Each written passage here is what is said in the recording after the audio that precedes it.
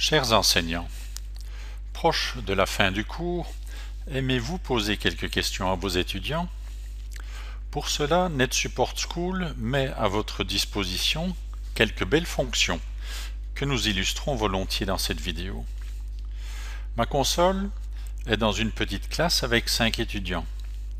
Dans la liste verticale, je clique sur le mode questions et réponses et je découvre 5 types de questions. Alors dans tous les cas, je poserai la question oralement et les étudiants réagiront en fonction du type de question que j'ai activé. Alors première option, premier à répondre. Dans cette option, l'étudiant clique sur son écran pour dire qu'il a une réponse. Et sur ma console, je verrai quel étudiant est le plus rapide, lequel est le deuxième, troisième, etc. Illustrons cela. Je clique sur l'option. Je détermine un temps de réflexion, par exemple 5 secondes. Ensuite, un délai durant lequel les étudiants devront cliquer à temps pour répondre, par exemple 1 minute, et puis je clique sur OK. Dans la phase suivante, je pose alors la question oralement, et après ma question, je clique sur le bouton Aller. Après les 5 secondes de réflexion, je devrais découvrir petit à petit les réactions des étudiants.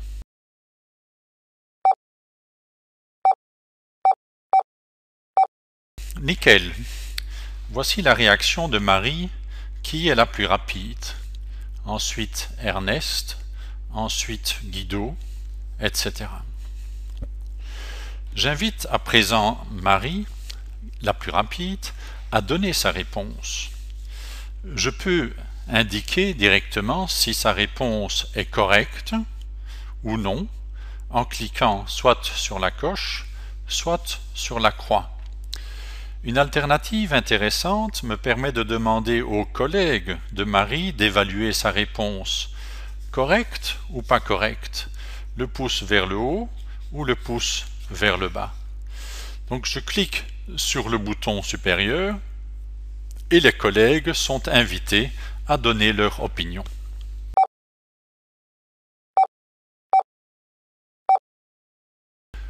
Voici leur opinion.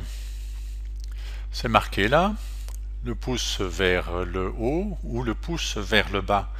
Ici, clairement, la majorité considère la réponse comme étant correcte.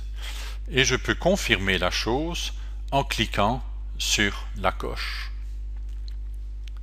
Après cela, je peux cliquer sur le bouton renvoyer pour interroger l'étudiant suivant, ou bien je clique sur tour suivant pour poser la question suivante.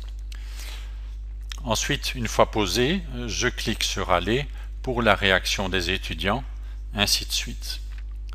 Et donc vous voyez, chers enseignants, cette option est principalement orientée sur la rapidité des réponses. Pour terminer cette option, je réinitialise.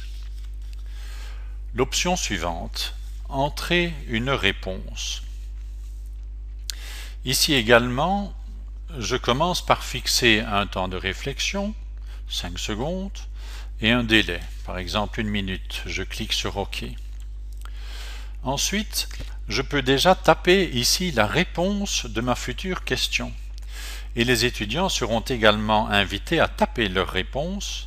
NetSupport School comparera leur réponse avec la mienne. Exemple. J'introduis la réponse 1830. Et puis je pose la question aux étudiants. En quelle année est née la Belgique? Et je clique sur Aller.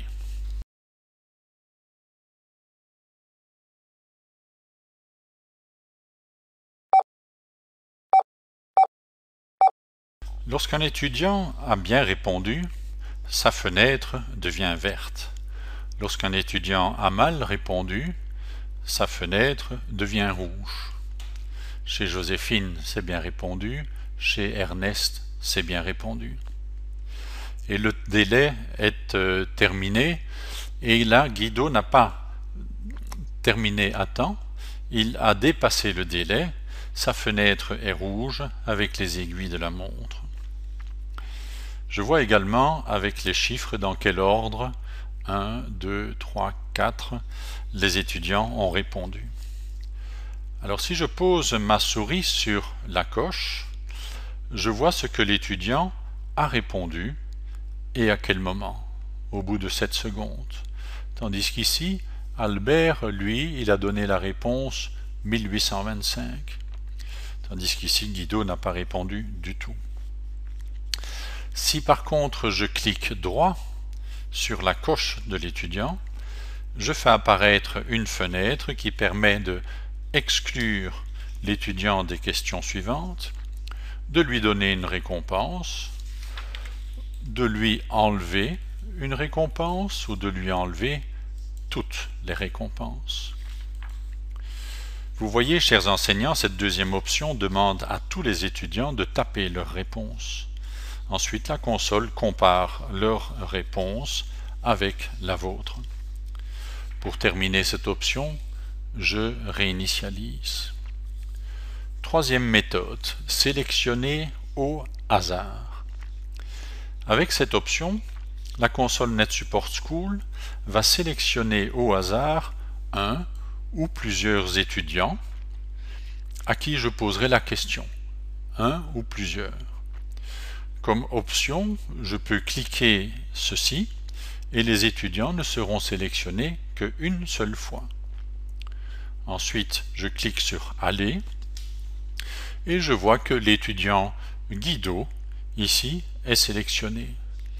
Je lui pose la question, j'attends sa réponse.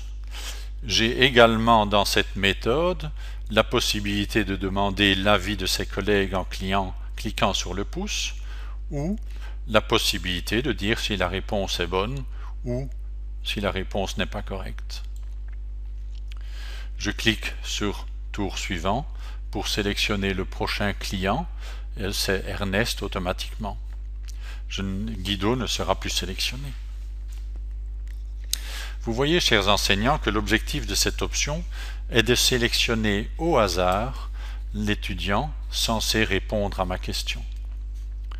Je réinitialise.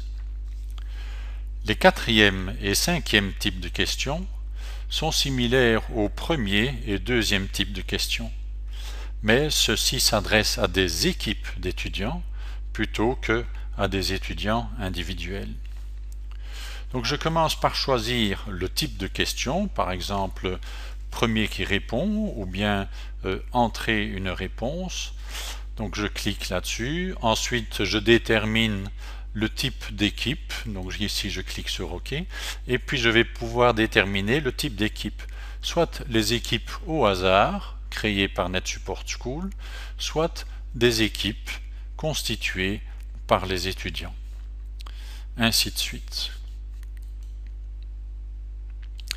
Voilà donc, chers enseignants, la fonction question-réponse de NetSupport School.